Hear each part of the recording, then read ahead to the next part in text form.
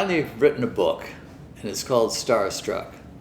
It's taken 2 years, and it's fascinating. It's about the history behind the scenes of the Chicago International Film Festival, which I founded a million years ago, about 55 years ago, to be exact.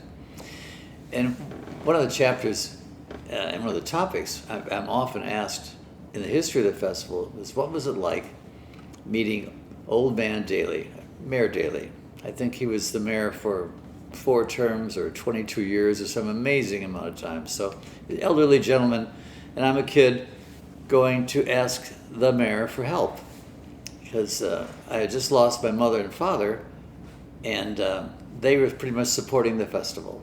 So here I am looking for sponsors, money, and the best way to do that is to go meet the man who runs Chicago, Mayor Richard J. Daley.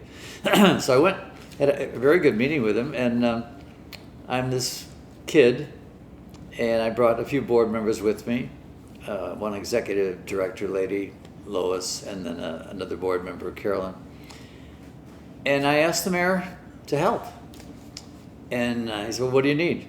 I said, well, I need theaters, hotels, and your support, that the city loves and feels is important. So he has his press secretary there, Frank Sullivan, I think his name was. He says, give the kid, great Mayor Daley taught, give the kid McCormick Place. And I'm looking at myself, I said, McCormick Place is this giant convention center, 1 million miles from everything. He says, give the kid McCormick Place. And I said, okay.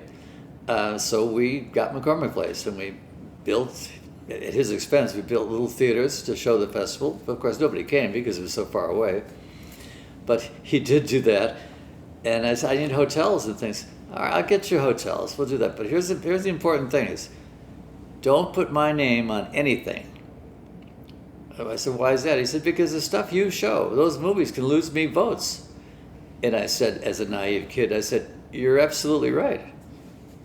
And who knew years later, when the mayor was confronted with a Haskell Wexler film called Medium Cool, where he brings up the whole 1968 convention, Shoot to Kill and all of that, and then Daley stopped having movies made in Chicago. And it became quite ugly for him. So we worked together secretly. We started developing something called the Chicago Film Office and promoting making movies in Chicago after the mayor calmed down with After Medium Cool. And I came up with all kinds of crazy ideas to promote the festival and Chicago. And I thought 2 brilliant ones, which were shot down real fast, was let's close the Lakeshore Drive one Sunday, and let's have everybody roller skate from beginning to end on Lakeshore Drive. Of course, they'd be wearing film festival T-shirts, so indirectly I was saying we would promote the festival and promote Chicago and do something so outrageous that no one's ever tried before. And his henchman there was named Colonel Riley. I'm sure he was never a colonel in his life. He said, absolutely not. There are too many potholes. People get killed.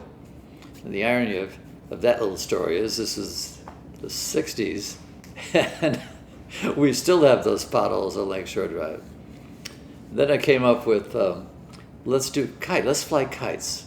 I don't know if you've ever flown a kite in your life, but it's a wonderful experience. So I said, we'll get kites, Grant Park, we'll have a kite festival. And this guy, Colonel Riley, went, absolutely not. We have an airport down there. The planes will crash.